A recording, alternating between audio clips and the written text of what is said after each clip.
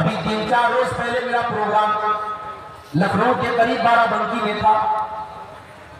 لکھنؤ سے مجھے by car programme میں جانا تھا. پروگرام والوں نے کہا مولانا آپ ہمارے جب آئیے گا تو دیوا والے روڈ سے مت آئیے گا, آپ بارہ بنکی ہائی وے سے آئیے. میں نے پوچھا ایسا کیوں؟ بولے دیوا میں دیوا شریف کا عرس چل رہا ہے, میلہ چل رہا ہے, رات رات تک ناچ گانے ہو رہے ہیں, قربانیاں ہو رہی ہیں, مردوں اور عورتوں کا جمگٹ گرا ہوا ہے, پورا راستہ بلاک بنا ہوا ہے. مولانا صاحب اگر آپ اس راستے سے آئیں گے آپ کی گاڑی پھنس جائے گی, آپ پروگرام میں نہیں پہنچ پائیں. میرے پیارے ساتھیوں, یہ سارا کام مسلمان کر رہا ہے, اسلام کے نام پر کر رہا ہے, بزرگوں کے احترام کے نام پر کر رہا ہے. آج ہندوستان میں نہ جانے کتنی مزاریں اور کتنی درگاہیں جہاں پر اس کے نام پر دنیا بھر کے تماشے ہو رہے ہیں, بے حیائی ہو رہی ہے, بے غیرتی ہو رہی ہے, سب سے بڑھ کر کے شرک ہو رہا ہے. وہ مسلمان جس کا کام ہے کہ اللہ کے آگے سر جھکانا تھا, اس اسلام کی بنیاد میں یہ بات داخل ہے کہ ہر قسم کے شرکت سے انکار کرنا ہے. وَمَن يَكْفُرْ بِاللَّهِ وَيُؤْمِن بِاللَّهِ فَقَدِ اسْتَمْسَكَ بِالْعُرْوَةِ الْوُثْقَىٰ. جب تک ہر طریقے کے تابوت کا انکار نہ کر دیا جائے, جب تک اللہ کے علاوہ تمام لوگوں کی عبادت کا انکار نہ کر دیا جائے, تب تک انسان مومن ہی نہیں ہو سکتا, تب تک انسان مسلمان ہی نہیں ہو سکتا. مگر آج کا مسلمان نہ جانے کتنی درگاہوں اور آستانوں پہ جا کے سر جھکا رہا ہے. مسلمانوں کی حالت یہ ہے, بچہ بیمار ہوتا ہے, ان کے دوا اور علاج کے بجائے کتنے مسلمان ہیں جنہوں نے عقیدہ رکھا ہوا ہے, ہم نے بچے کو لال کالے پیلے دھاگے پہنا دیے, ہم نے تعویذ پہنا دیا, ہم نے اپنی بیوی کو تعویذ پہنا دیا, ہمارا بچہ ٹھیک ہو جائے گا, ہمارا بچہ نظر بد سے محفوظ ہو جائے گا. میرے پیارے ساتھیوں, آج کتنی شرک کی صورت ہے جو آج اسلامی معاشرے کے اندر موجود ہے.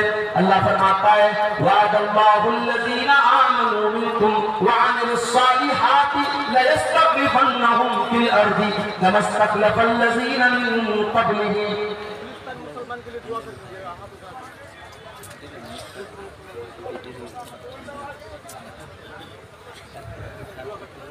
اللہ نے وعدہ فرمایا ہے ہم ضرور ایمان والوں کی مدد کریں گے, ہم ایمان والوں کو زمین میں اقتدار اور حکومت بھی عطا فرمائیں گے.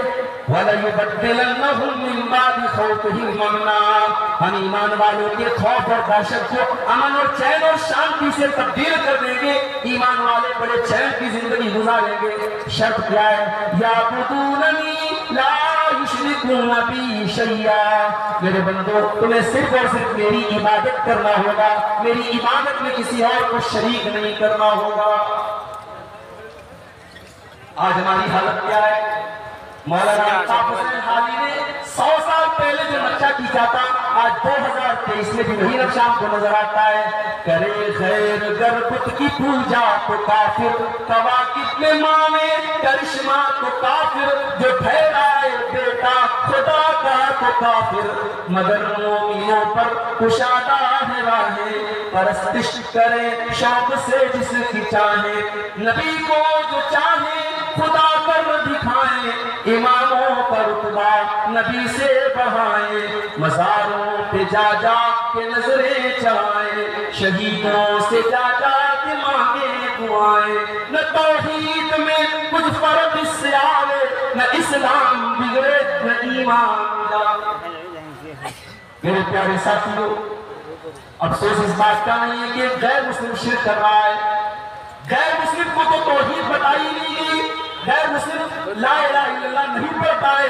افسوس تو اس مسلمان کے اوپر ہو رہا ہے جو نماز میں آ کر کے کہتا ہے ایاک نعبد و ایاک نستعین, اے اللہ ہم صرف تیری عبادت کرتے ہیں اور تجھ ہی سے مدد مانگتے ہیں. اور وہ مسلمان اپنے گھر کے دروازے پر لکھتا ہے یا غوث المدد, اپنے گھر کے دروازے پر لکھتا ہے یا علی مشکل کشا.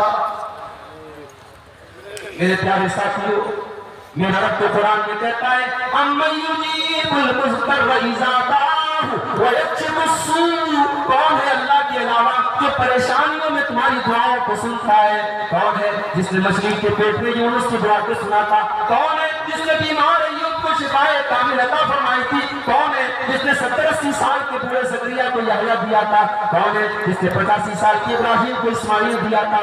امن یجیب المضطر اذا دعا، اللہ کے سوا کون ہے جو مصیبت زدہ کی فریاد کو سنتا ہے؟ یہ سب سے بڑا ہم سمجھتے صاحب زنا ہو رہا ہے، شراب پی جا رہی ہے، حرام خوری ہو رہی ہے، یہ سارے گناہ بعد میں ہیں۔ سب سے بڑا گناہ اسلام کی نظر میں، اللہ کی نظر میں، شریعت کی نظر میں اگر سب سے بڑا کوئی گناہ ہے میرے بھائی، اللہ کے ساتھ کسی کو شریک۔ حضرت لقمان کی وہ نصیحت آپ دیکھیں، حضرت لقمان اپنے بچے سے کیا کہتے ہیں؟ یا بنی لا تشرک باللہ ان الشرک لظلم عظیم، اے میرے بچے تو اللہ کے ساتھ کبھی شرک نہ کرنا، اللہ کے ساتھ شرک کرنا دنیا کا سب سے بڑا ظلم ہے۔ لقمان نے تو اپنے بچے کے عقیدے کی فکر کی، ہم اپنے بچوں کی عقیدے کی فکر کریں گے۔ ہمارا بچہ کانوینٹ اسکول میں پڑھتا ہے، کرسمس کا تہوار آتا ہے، بچے کو اسکول میں ڈرامہ دکھایا جاتا ہے، اس کے اوپر چھت سے ٹافیاں گرائی جاتی ہیں، اس کو یہ دکھایا جاتا ہے یہ ٹافیاں اس کو عیسیٰ مسیح دے رہے ہیں، یہ ٹافیاں اس کو عیسیٰ مسیح دے رہے ہیں۔ ہمارا بچہ کانوینٹ میں شرک سیکھ رہا ہے، ہم اپنے بچے کو توحید پر سکھائیں گے، ایمان پر سکھائیں گے، ہم اپنے بچے کو تب بتائیں گے کہ توحید کیا ہے اور اسلام کیا ہے۔ اپنے بچوں کو اچھا کپڑا پہنا دینا، اچھا کھلا دینا، اچھے مکان میں رہائش دے دینا، یہی آپ کا حق نہیں ہے میرے بھائی۔ بچوں کے عقیدے اور ایمان کی فکر بھی ہمارا۔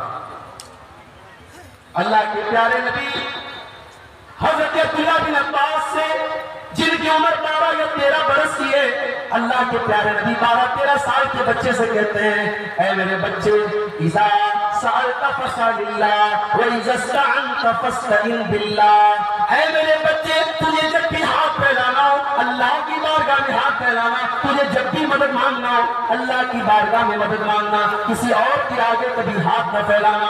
اللہ کے پیارے نبی 12-13 سال کے بچے کا عقیدہ سدھار رہے ہیں۔ آج ہم اپنے بچوں کو عقیدہ کب سکھائیں گے میرے بھائی؟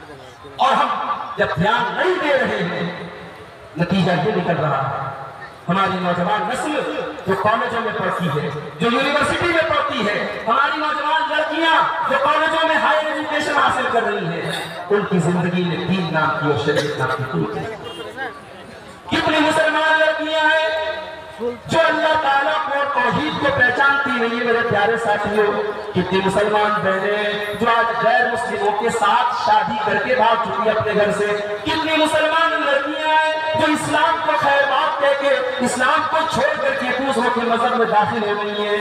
میرے پیارے ساتھیوں ہمارا دین اتنا برا تو نہیں ہے، ہمارا اسلام اتنا خراب تو نہیں ہے، یہ تو اللہ کا دین ہے، یہ تو اللہ کی شریعت ہے۔ اس دین کو چھوڑ کر کے کوئی دوسرا دین کیسے قبول کر سکتا ہے؟ ہم اپنے بچوں کو اپنی طاقت کے مطابق فیسلٹی دیتے ہیں۔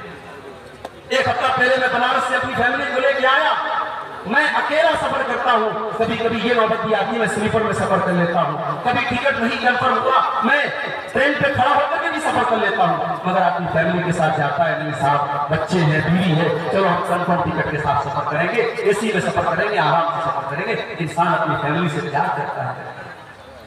میرے پیارے ساتھیوں آپ اپنی فیملی سے پیار کرتے ہیں، اپنے پریوار سے محبت کرتے ہیں، اپنے پریوار کے لیے دل باتیں کرتے ہیں، آپ کو اپنے پریوار کی عقیدے کی فکر کیوں نہیں ہے؟ آپ کو اپنے بچوں کی توحید کی فکر کیوں نہیں ہے؟ آپ کے گھر میں شرک ہو رہا ہے اور آپ کے ماتھے پر کوئی غم نہیں پڑ رہا ہے، آپ کے بچے شرک کر رہے ہیں، آپ کی بیوی غلط عقیدے کی طرف جا رہی ہے اور آپ کو کوئی فرق نہیں پڑ رہا ہے۔ میرے پیارے ساتھیوں میرا رب قرآن میں کہتا ہے یا ایھا الذین آمنوا انفسکم واہلیکم نارا، اے ایمان والو اپنے آپ کو اپنے پریوار کو جہنم کی آگ سے بچاؤ۔ دنیا کی آگ میں آدمی ایک بار جل کے بچ سکتا ہے، دنیا کی آگ میں آدمی ایک بار جلے گا، جلنے کی تکلیف ایک بار ہوگی، جہنم کی آگ تو دنیا کی آگ سے 70 گنا زیادہ خطرناک ہوتی ہے۔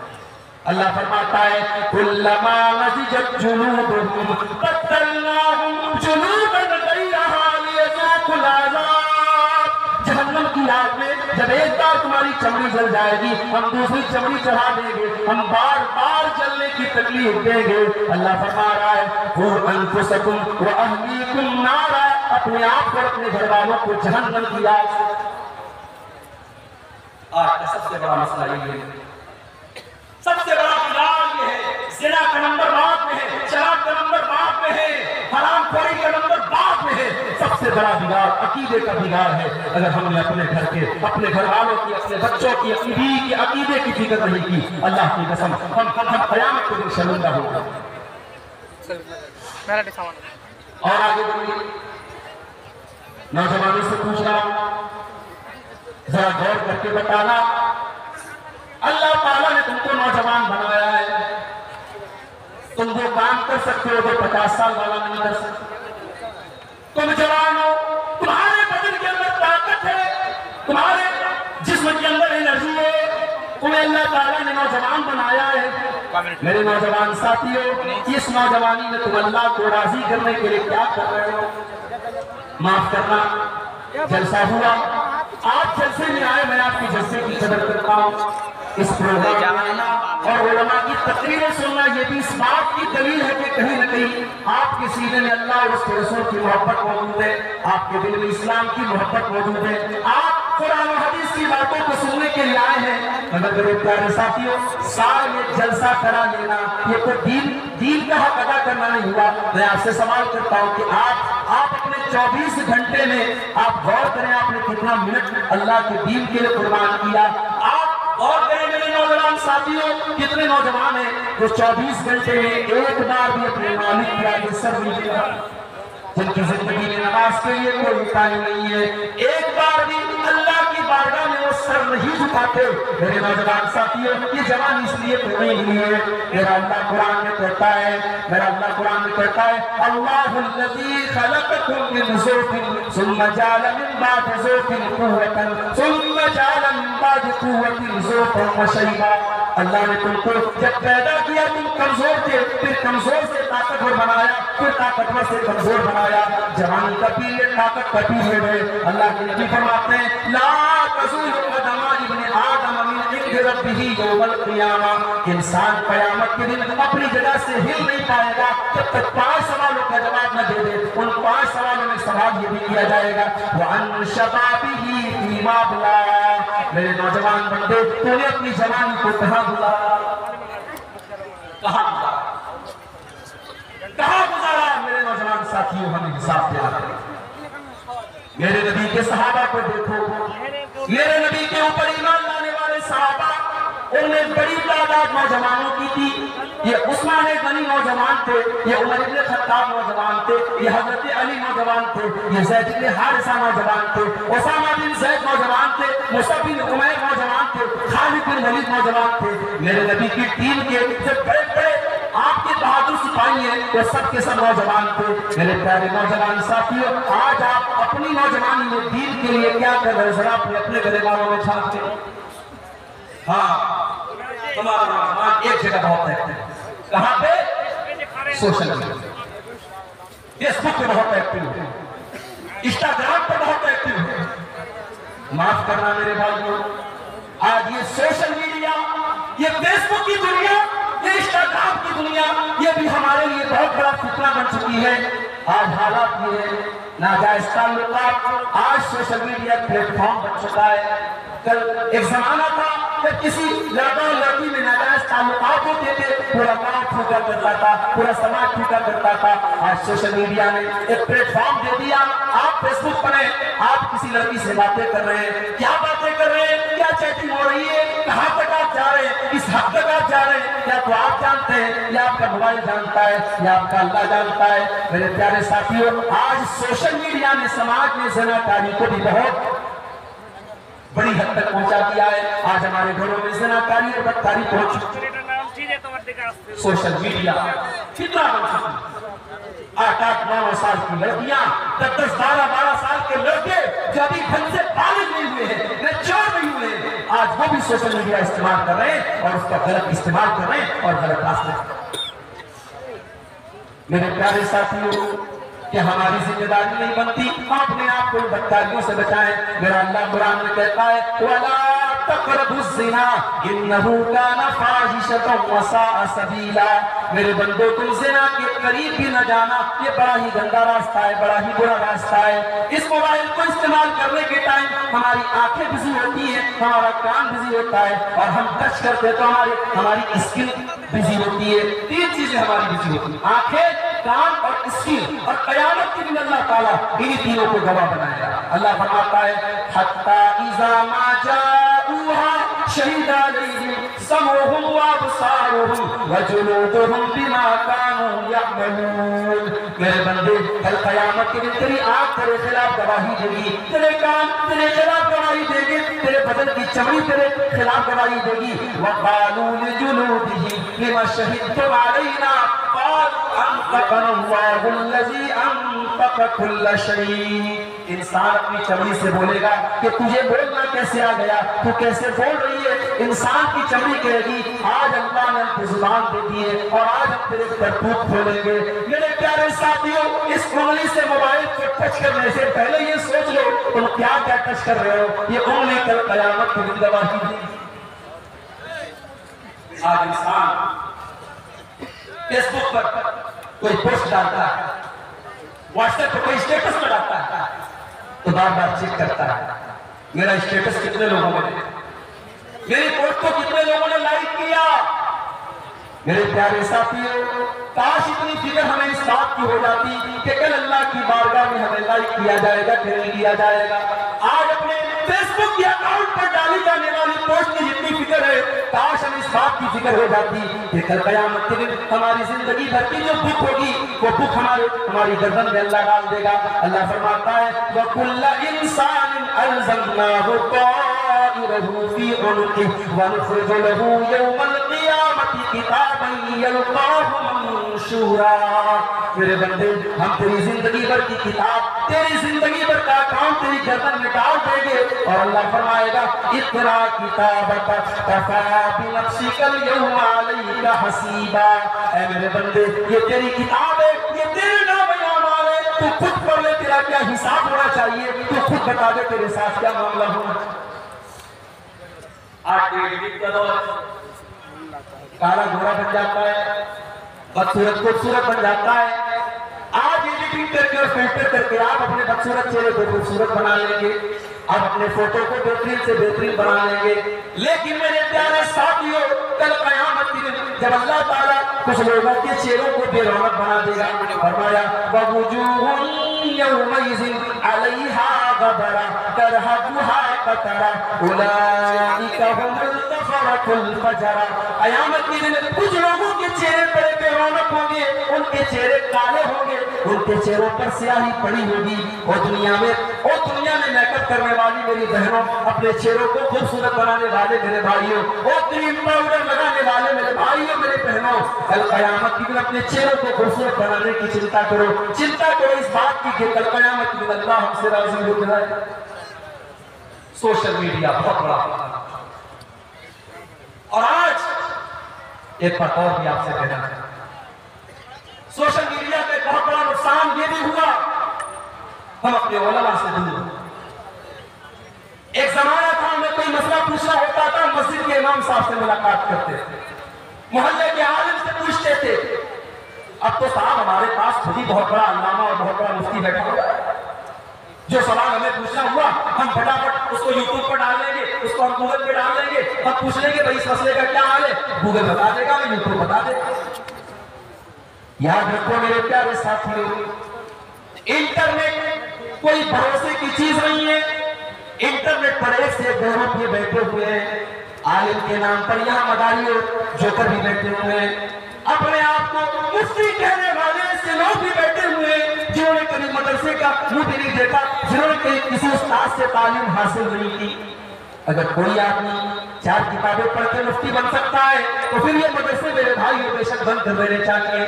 10 سال جہاں ہمارے علماء بیچارے کتنی محنتیں کر کے، کتنی قربانیاں دے کر کے تعلیم حاصل کرتے ہیں، اگر وہاں پڑھنے پڑھانے کا کوئی مطلب نہیں ہے اور 4 کتابیں پڑھ کے کوئی بھی انٹرنیٹ پر فتوا دے سکتا ہے تو میرے بھائیوں یہ مدرسے کو بند کر دینے چاہیے۔ یاد رکھو میرے بھائی، ہمارا بچہ اگر سائنس میں کمزور ہے تو ہم سائنس کے ٹیچر سے ملتے ہیں، ہم میتھ کے ٹیچر سے ملتے ہیں۔ ہمارا بچہ اگر میتھ میں کمزور ہے ہم انگلش کے ٹیچر کو نہیں پکڑتے.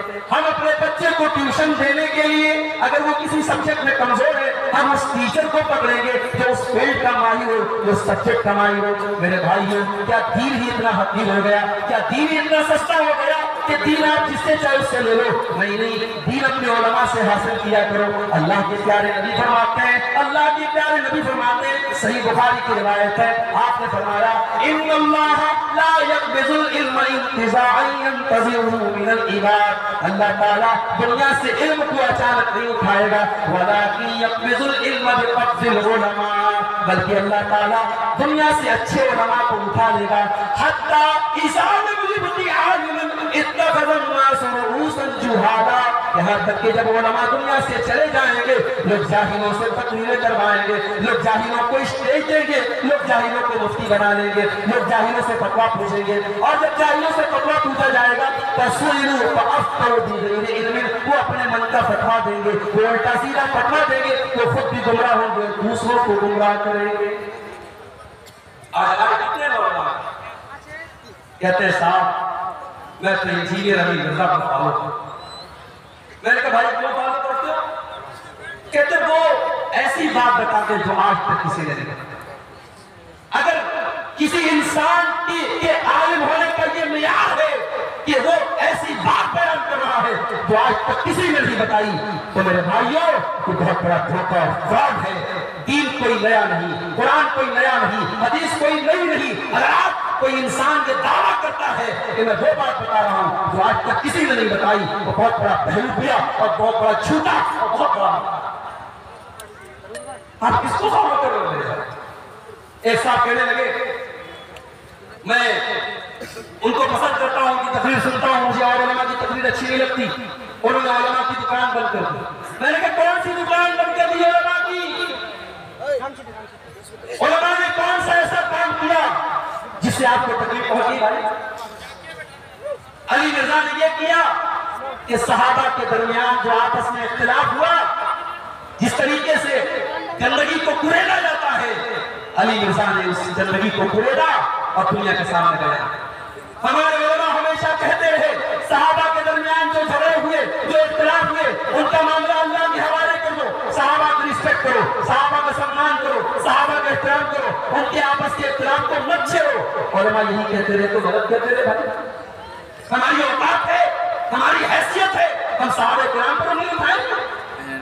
اللہ کی قسم قیامت تک آنے والا کوئی بڑا سے بڑا نیک انسان, متقی انسان, پرہیزگار انسان کسی صحابی کے پاؤں کی دھول کے برابر نہیں ہو سکتا.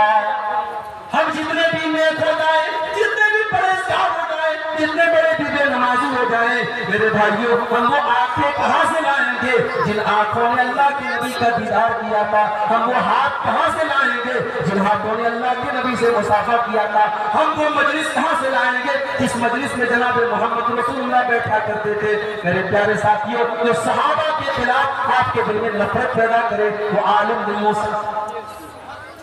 بہت بڑا مسئلہ ہے انٹرنیٹ. یہ علماء کی جگہ بھی نہیں سکتا. میرے بھائی آج انٹرنیٹ بھی بہت بڑا فتنہ بگاڑ ہے. آج سماج کے بگاڑ کی اگر ہم بات کریں, ہماری عورت میں بھی بہت بڑا بگاڑ بن سکتی ہے. میری پیاری ماں بہنوں, برا نہ ماننا. اللہ کے نبی فرماتے ہیں ما ترکت فتنة أضر على الرجال من امتی من النساء, میں نے اپنی امت کے مردوں کے لیے عورتوں سے زیادہ خطرناک کوئی فتنہ نہیں چھوڑا. عورت یہ فتنہ کب بنتا ہے؟ عورت اپنے آپ میں فتنہ نہیں ہے, معاف کیجیے گا. عورت اس کائنات کی زینت ہے. اللہ نے اگر عورت کو نہ بنایا ہوتا تو شاید اس دنیا میں یہ چمک نہ ہوتا. علامہ اقبال کہتے ہیں وجود زن سے ہے تصویر کائنات میں رنگ, اسی کے سوچ سے ہے زندگی کی, اسی کے سوچ سے ہے زندگی کا ساز رنگ. عورت نہ ہوتی دنیا میں تو دنیا میں یہ رونق نہ ہوتی. ارے بھائی آپ کی بیوی ہے, آپ کبھی غور کیجئے کہ اس بیوی کی محبت میں آپ نہ جانے کتنے نفرے اٹھاتے ہیں. آپ کی بچیاں ہیں, ان بچیوں کے شوق پورے کرنے کے لیے آپ کیا کیا کرتے ہیں. عورت کا وجود اس کائنات کی بہت بڑی نعمت ہے, مگر یہ عورت جب اللہ کی شریعت اور اللہ کے قانون سے نکل جاتی ہے, جب یہ عورت اللہ کے قانون اور اللہ کی شریعت سے بغاوت کرتی ہے تو یہ عورت فتنہ بنتی ہے. اللہ کے نبی فرماتے ہیں المرأۃ عورۃ، عورت پردے میں رہنے کی چیز ہے، عورت چھپانے کی چیز ہے۔ فَإِذَا خَرَجَتْ اسْتَشْرَفَهَا الشَّيْطَانُ، جب یہ بے پردہ ہو کر کے نکلتی ہے تو شیطان کا ہتھیار بن جاتا ہے۔ ہم لوگ ٹرین میں سفر کرتے ہیں، بہت سارے ایسے مناظر دیکھنے کو ملتے ہیں کہ آنکھیں شم سے جھک جاتا ہے، آنکھیں تو نہیں بند کر سکتے، جو دنیا میں ہے جو سامنے منظر ہے وہ تو نظر آ رہا ہے۔ کبھی کبھی ایسا بھی ہوتا ہے ایک مسلمان عورت ہے، اس کا لباس، اس کی چال ڈھال ٹرین میں اور فلائٹ میں سفر کے دوران جب ہم دیکھتے ہیں واللہ ہمارے دل کو چوٹ وہ کام اگر ایک غیر مسلم ایک کافر اور ایک مشرک عورت کرتی تو شاید ہمیں اتنی تکلیف کرتا۔ ابھی ٹرین میں سفر کر رہا تھا، بہار سے لکھنؤ جا رہا تھا، ایک ادھیڑ عمر کی 35-40 سال کی عورت، اس کے لباس کی بے ترتیبی دیکھ کر کے مجھے حیرت ہوئی، مجھے لگا یہ کوئی غیر مسلم عورت ہوگی، لیکن جب اس نے اپنی بچی سے کہا بیٹی بسم اللہ کرو یا اس طریقے کا کوئی جملہ کہا اور یہ سمجھ میں آیا کہ مسلمان ہے، مجھے افسوس ہوا۔ آج ہمارے گھروں کی عورتیں، ہمارے مسلم سماج کی لڑکیاں آج کس قسم کے ڈریس پہنتے ہیں، کس قسم کی بے حیائی اور بے پردگی ہمارے گھروں میں ہو رہی ہے۔ اللہ کے قرآن میں کہتا ہے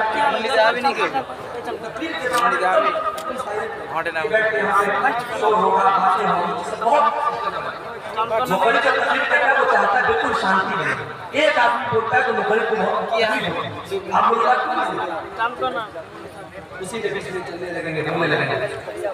آپ یہ سوچئے میرے بھائیوں کہ جو اسلام عورت سے یہ کہتا ہے فَلَا تَخْزَانَ بِالْقَوْلِ فَيَطْمَعَ الَّذِي فِي قَلْبِهِ مَرَضٌ وَقُلْنَ قَوْلًا مَعْرُوفًا۔ اے مسلمان عورت، جب کسی غیر مرد سے تجھے بات کرنا پڑے تو تیری آواز میں لچک نہیں ہونی چاہیے، تیری آواز میں مٹھاس نہیں ہونی چاہیے، ورنہ تیری میٹھی آواز سن کر کے کسی ایسے انسان کے دل میں لڈو پھوٹ سکتا ہے جس کے دل میں شہوت نہیں ہوگی۔ غور کرنا میری ماں بہنوں، جو اسلام یہ کہتا ہے کہ عورت کسی غیر مرد سے میٹھی آواز میں بات نہ کرے تاکہ سامنے والے کو کسی بری سوچ پیدا کرنے کا موقع نہ ملے، وہ اسلام اس بات کی اجازت کیسے دے سکتا ہے؟ عورت ایسا کپڑا پہن کر کے سفر کرے، عورت ایسا کپڑا پہن کر کے مارکیٹوں میں گھومے جس سے اس کا جسم نظر آئے، جس سے اس کا شریر نظر آئے اور وہ اپنے حسن کی نمائش کرتے ہوئے، کیا ایسی عورت کتنا نہیں ہے؟ اور کیا ایسی عورتوں کو ایسا کپڑا پہننے کے لیے جو مرد اجازت دیتا ہے، جو باپ اجازت دیتا ہے، جو بھائی اجازت دیتا ہے، جو شوہر اجازت دیتا ہے، کیا وہ دیوس اور بے غیرت نہیں ہے؟ وہ اکبر الہ آبادی کا ایک شعر ہے نا، بے پردہ نظر آئیں کل جو چند بیویاں، اکبر زمین غیرت قومی سے گڑ گیا، پوچھا جو ان سے آپ کا پردہ وہ کیا ہوا، تو کہنے لگی کہ عقل پہ مردوں کے پڑ گیا۔ ان عورتوں کی بے پردگی سے زیادہ ہمیں ان کے مردوں کی بے غیرتی سے شکایت ہے میرے پیارے ساتھیوں۔ اگر مرد غیرت والا ہے، اگر مرد خوددار ہے، اگر مرد عزت دار ہے، اس کے گھر کی عورتیں کبھی بے پردگی نہیں کر سکتی ہیں۔ اللہ کے نبی فرماتے ہیں ثلاثۃ لا یکلمہم اللہ یوم القیامہ، تین ایسے بد نصیب لوگ ہوں گے جن سے قیامت کے دن اللہ تعالیٰ نہ بات کرے گا، نہ دیکھے گا، نہ ان سے اللہ تعالیٰ ان کو گناہوں سے پاک و صاف کرے گا۔ نمبر 1 العاق لوالدیہ، اپنے ماں باپ کو ستانے والا۔ نمبر 2 والمرأة المترجلہ، مردوں کی نقل کرنے والی عورت۔ اور نمبر 3 الدیوس، بے غیرت آدمی، الذی یقر فی آلہ الخبث، جس کے گھر میں بے غیرتی ہو رہی ہے، گندا کام ہو رہا ہے اور اس کو کوئی فرق نہ پڑے، تو عورت بہت بڑا فتنہ ہے۔ اور اس عورت کو اگر فتنہ بننے سے بچانا ہے، شیر سامادی برادری یہاں بڑی تعداد میں موجود ہے، سیمانچل کا پورا علاقہ بھرا ہوا ہے۔ آپ سے بڑے ادب سے کہنا چاہتا ہوں میرے بھائیوں، اور بڑے بصیرت کے ساتھ اور بڑے یقین کے ساتھ کہنا چاہتا ہوں، اگر اپنی نوجوان نسل کو بچانا ہے اس بدکاری سے، اس زناکاری سے، اس بے حیائی سے، ایک ہی فارمولہ ہے، اپنے بچوں اور بچیوں کی صحیح وقت پر شادی۔ دیر نہ کرو، نکاح میں دیر نہ کرو، نکاح کو رسم و رواج کی زنجیروں سے آسان کرو, آزاد کرو, نکاح کو اتنا آسان کر دو زناکاری مشکل ہو جائے. میرے پیارے ساتھیوں, میرے نبی نے جو نکاح کا طریقہ بتایا ہے اس میں نہ ہلدی کی رسم ہے, اس میں نہ بارات ہے, اس میں نہ جہیز ہے, نہ اس میں منگنی کے ٹائم لمبا چوڑا پروگرام ہے, نہ اس میں لڑکی کے باپ پر کسی قسم کا بوجھ ہے. بڑا ہی سمپل اور بڑا ہی آسان طریقہ ہے, بڑا ہی سنت والا, بڑا ہی سمپل طریقہ ہے. اس طریقے کو اگر اپنا لو, مجھے یقین ہے سماج سے زناکاری و بدکاری بہت حد تک کم کی جا سکتی ہے. اور آگے بڑھیے, ایک بہت بڑا فتنہ آج کا فتنہ ہے, ورلڈ کپ کا میچ چل رہا ہے. آج کتنے موبائل کے اوپر ایپ موجود ہیں, میچ لائیو چل رہا ہے. آپ کو صرف اتنا بتانا ہے کہ اس اوور میں 10 رن بنے گا یا 5 رن بنے گا.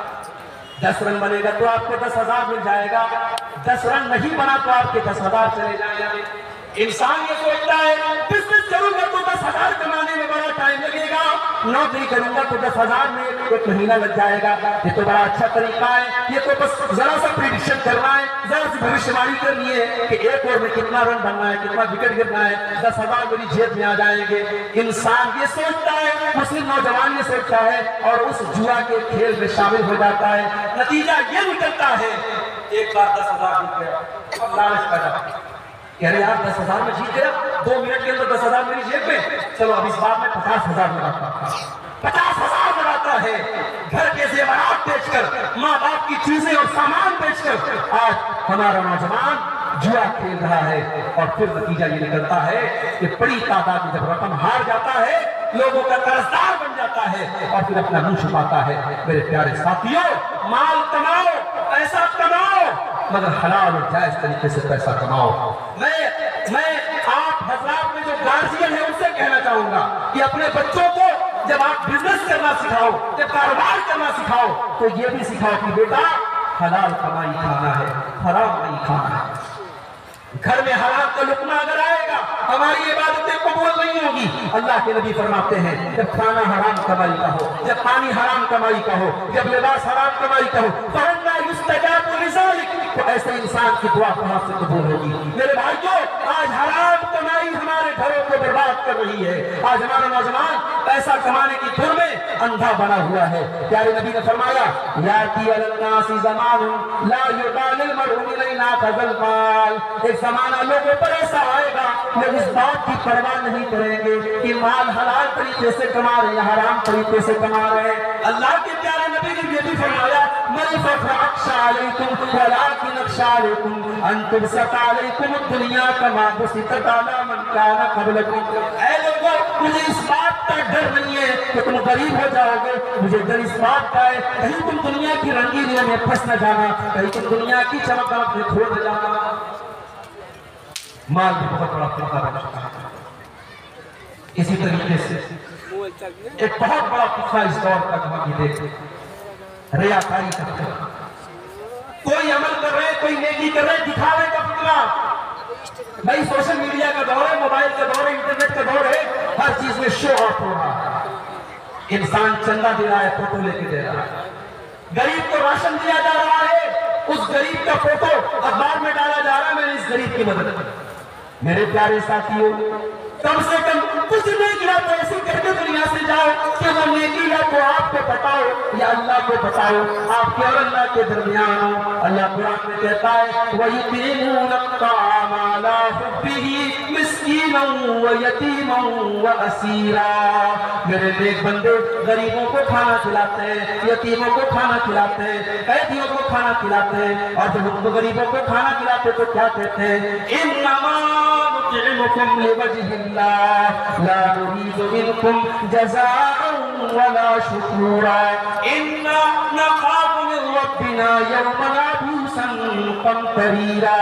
کہتے ہیں اے غریبو, اے محتاجو, اے ضرورت مندو, ہم تمہیں جو یہ کھانا کھلا رہے ہیں ہم اللہ کو راضی کرنے کے لیے کھلا رہے ہیں, ہمیں کوئی شکریہ نہیں چاہیے, ہمیں تم سے کوئی بدلہ نہیں چاہیے. ہم تو قیامت کے دن سے ڈرتے ہیں, ہم تو اللہ کے عذاب سے ڈرتے ہیں. ریاکاری بہت بڑا فتنہ بنتی چلی جا رہی ہے. نیکی کرتے آج نیکی کو شو کرنا اور نیکی کو دکھانے کا موقع ماحول ہے۔ میرے پیارے ساتھیوں، ریاکاری کو اللہ کے نبی نے شرک کہا ہے، اور آپ نے یہاں تک کہا کہ ریاکاری کرنے والے سے قیامت کے دن اللہ کہے گا کہ جا، تو نے جس کو دکھانے کے لیے عمل کیا تھا تو جا کے اس سے اپنا بدلہ لے لے۔ تو یہ اس دور کے بڑے بڑے فرقے ہیں۔ اور آئیے تقریر کے دوسرے پوائنٹ پر ہم آتے ہیں، ہماری ذمہ داری کیا ہے؟ ہماری ذمہ داری، ہمارے نوجوانوں کی ذمہ داری کیا ہے؟ سب سے پہلی ذمہ داری یہ ہے میرے نوجوان ساتھی کہ آپ علم حاصل کرو، آپ علم حاصل کرو۔ اور علم حاصل کرنے کا مطلب یہ نہیں ضروری نہیں کہ آپ مدرسے میں پڑھو، آپ عالم بنو تبھی آپ علم حاصل کریں۔ آپ اسکول میں پڑھ کر کے، کالج میں پڑھ کر کے بھی آپ شریعت کا جو بیسک علم ہے، شریعت کی جو بیسک نالج ہے، وہ آپ کو حاصل کر سکتے ہیں اور کرنا چاہتے ہیں۔ اللہ کے پیارے نبی کے صحابی حضرت حذیفہ ابن یمان فرماتے ہیں کہ سارے صحابہ اللہ کے رسول سے اچھی باتیں پوچھا کرتے تھے، اور میں اللہ کے نبی سے بری باتیں پوچھا کرتا تھا۔ میں یہ پوچھتا تھا کہ اللہ کے نبی، آپ کے دور کے بعد برا کیا ہوگا؟ میں کیوں پوچھتا تھا؟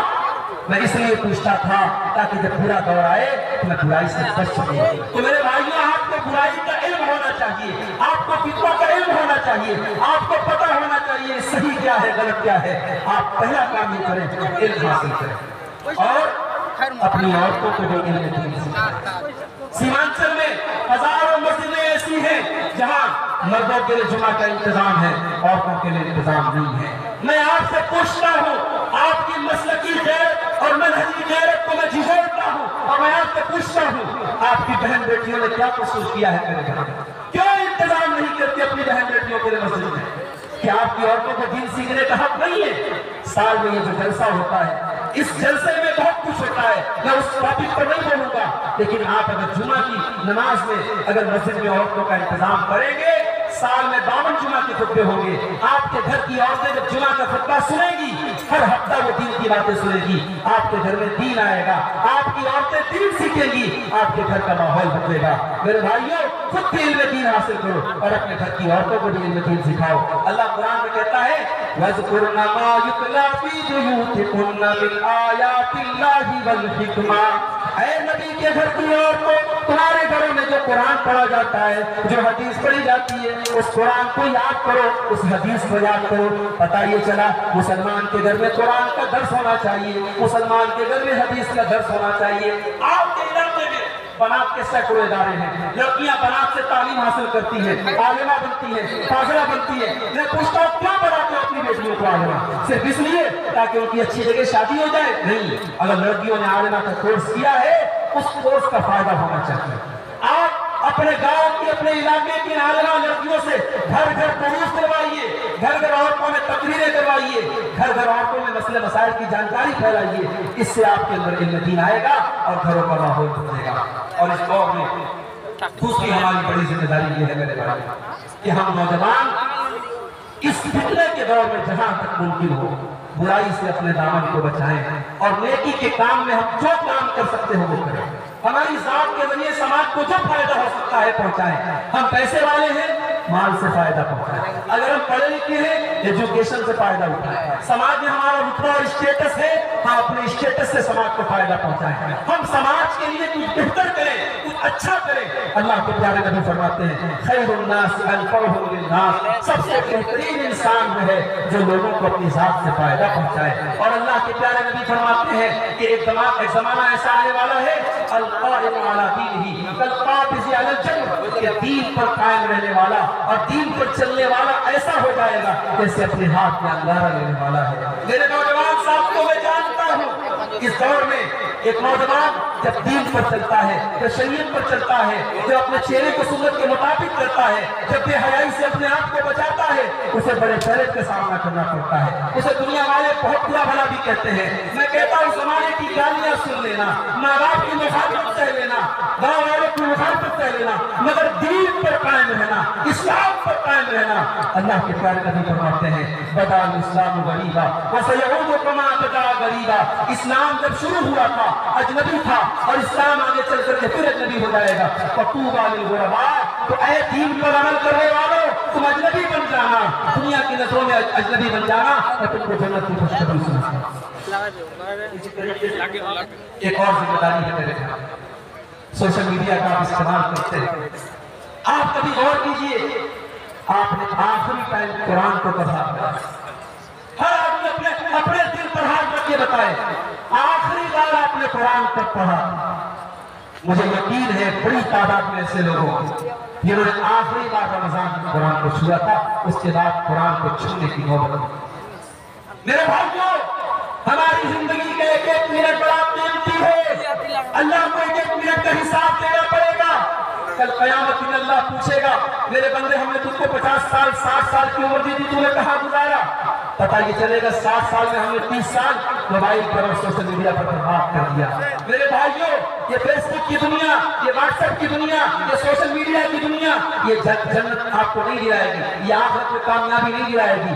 آخرت میں آپ کے نیک اعمال آپ کو کامیابی دلائے گی۔ اللہ کے نبی فرماتے ہیں اغتنم خمسا قبل خمس، 5 چیزوں کی قدر کرو 5 چیزوں کے آنے سے پہلے۔ شبابک قبل حرمک، اپنی جوانی کی قدر کرو بڑھاپے کے آنے سے پہلے۔ وصحتک قبل سقمک، اپنی تندرستی کی قدر کرو بیمار ہونے کے پہلے۔ وغناک قبل فقرک، اپنی دولت کی قدر کرو غریب ہونے کے پہلے۔ وفراغک قبل شغلک، اپنے ٹائم کی قدر کرو بزی ہونے سے پہلے۔ وحیاتک قبل موتک، اور اپنی زندگی کی قدر کرو موت کے آنے سے پہلے۔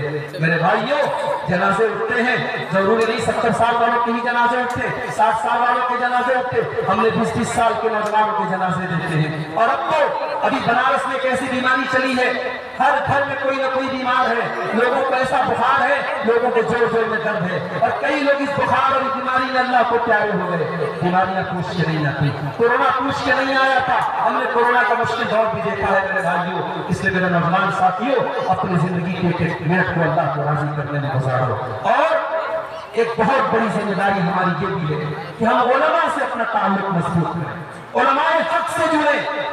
ابھی دنیا میں کوئی مسئلہ ہو رہا ہے، ہم سوشل میڈیا میں اور فیس بک پر پھیلی ہوئی خبر کی بنیاد پر کوئی اسٹینڈ نہ لیں۔ ہم یہ دیکھیں ہمارے علماء کا اسٹینڈ کیا ہے۔ ہمارے علماء ہم سے زیادہ حالات کو جانتے ہیں۔ علماء حق جو ہے، جو قرآن و سنت پر چلنے والے علماء ہیں، ان کا اسٹینڈ کیا ہے؟ جذبات کی آندھی میں مت بہنا میرے بھائیوں۔ کبھی کبھی ایسا ہوتا ہے کہ ہمیں نظر کچھ اور آتا ہے اور حقیقت میں کچھ اور ہوتا ہے۔ ہم کسی بھی معاملے میں اپنا اسٹینڈ بنانے سے پہلے اپنے علماء کی رہنمائی حاصل کریں۔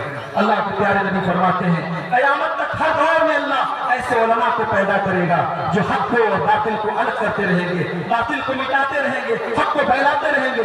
آج بھی وہ علماء موجود ہیں اور قیامت کی صبح تک موجود رہیں گے۔ اپنے علماء کی عزت کرو، اپنے علماء کا احترام کرو، اپنے علماء سے اپنے تعلق کو جوڑو۔ اور میرے بھائیوں، آخری چیز یہ کہنا ہے کہ یہ جو دور ہے یہ فتنوں کا دور ہے، یہ قیامت کے پہلے کا دور ہے، اور اس دور میں اللہ کے نبی نے اپنے اور اپنے بال بچوں کی فکر کرنے کا حکم دیا ہے۔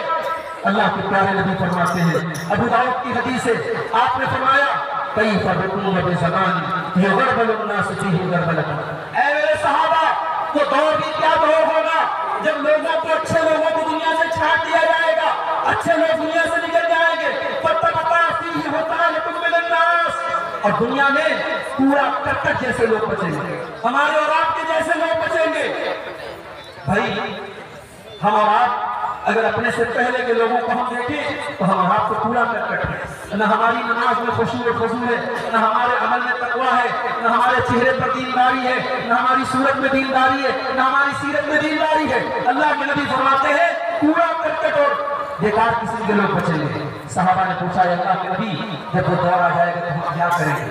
اب ذرا غور کرنا، اپنے نبی کی حدیث کو سن لو اور اس کو گرے بات لو، اس کو مضبوطی سے پکڑ لو میرے بھائیوں۔ اللہ کے نبی فرماتے جب وہ دور آ جائے تأخذون ما تعرفون، جو چیزیں دین کے اندر اچھی ہیں، جن کو تم جانتے ہو، ان کو اپنا لینا اور پکڑ لینا۔ وَتَذَرُونَ مَا تُنْكِرُونَ، اور جو چیزیں شریعت کی نظر میں بری ہے، خراب ہے، ان کو چھوڑ دینا۔ وَتُقْبِلُونَ عَلَىٰ أَمْرِ خَاصَّتِكُمْ، اور اپنے پریوار، اپنے بال بچوں کی فکر کرنا۔ وَتَذَرُونَ أَمْرَ عَامَّتِكُمْ، اور عام لوگوں کے چکر میں مت پڑنا۔ دنیا کہاں جا رہی ہے اس کا ہم سے حساب بات ہوگا۔ پہلے ہمارے بچے کہاں جا رہے ہیں، ہماری بیوی کہاں جا رہی ہے، ہمارا پریوار کہاں جا رہا ہے، اس کا حساب پہلے ہوگا۔ تو میرے بھائیوں پہلے اپنے اور اپنے پریوار کی فکر کرو۔ اللہ کے پیارے نبی سب سے پہلے اپنے پریوار کو دین کی دعوت دی تھی۔ آپ کے اوپر سب سے پہلے ایمان لانے والی آپ کی بیوی حضرت خدیجہ تھی، تو پہلے اپنے پریوار کی فکر کرو اور دعا کرتے رہو اللہ سے۔ یہ فتنوں کا دور ہے میرے بھائی، طرح طرح کے فتنے پیدا ہوں گے اور ہمارے دلوں کا ریموٹ کنٹرول اللہ کے ہاتھ میں ہے، ہمارے دلوں کا مالک اللہ ہے۔ اس اللہ سے دعا کرتے رہو، یا مقلب القلوب ثبت قلبی علی دینک، اے دلوں کے پھیرنے والے میرے دل کو اپنے دین پر جما دے، میرے دل میں اپنے دین کی محبت پیدا فرما دے۔ اس اللہ سے دعا کرتے رہو۔ ایک دعا سنا کر کے بات کرتا ہوں، اللہ کے پیارے نبی فرماتے ہیں اللہم انی اسألک فعل الخیرات وترک المنکرات وحب المساکین، اے اللہ میں تجھ سے سوال کرتا ہوں نیکی کے کام کرنے کا، برائی کے کام چھوڑنے کا اور غریبوں سے محبت کرنے کا۔ وَإِذَا أَرَدْتَ بِعِبَادِكَ فِتْنَةً فَاقْبِضْنِي إِلَيْكَ غَيْرَ مَفْتُونٍ، اور اے اللہ جب تو اپنے پاس مجھے بلانا تو اس حال میں بلانا کہ میں کسی فتنے کا شکار نہ ہو جاؤں۔ فتنوں سے بچنے کی دعا کیا کرتے تھے اللہ کے نبی۔ میرے بھائی یہ میں نے دعا پڑھ دی ہے، اگر آپ کو دعا یاد نہ ہو آپ اپنی زبان میں اپنے الفاظ میں بھی اللہ سے دعا کر سکتے ہیں کہ اللہ مجھے اور میرے پریوار کو زمانے کے فتنوں سے بچا۔ یہ فتنوں کا دور ہے میرے بھائیوں، اور فتنوں کے اس دور میں اللہ کے پیارے نبی نے اپنی امت کو یہ نصیحت کی ہے بادروا بالاعمال فتنا، فتنوں کے دور میں جب دین پر عمل کرنا مشکل ہو جائے گا تو تم نیکی کے کام کرنے میں جلدی کرنا، دیر مت کرنا۔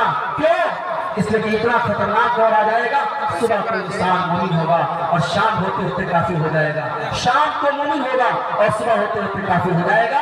یبیع دینہ بعرض الدنیا، دنیا کے چند ٹکوں کے بدلے انسان اپنے دین کا سودا کر لے گا۔ یہ نبی کا دور نہیں ہے میرے بھائی، یہ صحابہ کا دور نہیں ہے، یہ تقویٰ کا دور نہیں ہے، یہ فتنوں کا دور ہے، یہ قیامت کے پہلے کا دور ہے۔ اس دور میں اپنے ایمان کی جتنی فکر کر سکتے ہو کرو۔ اللہ سے دعا ہے رب العالمین ہمیں اور آپ کو، اپنے آپ کو اور اپنے بال بچوں کو فتنوں سے بچانے کی توفیق عطا فرمائے۔ اللہ ہمیں اپنے علماء سے جوڑنے کی توفیق عطا فرمائے۔ اللہ ہمیں زمانے کی برائیوں اور فتنوں سے بچائے۔ رب العالمین ہمارے نوجوانوں کو اپنی ذمہ داری کو سمجھنے کی توفیق عطا فرمائے۔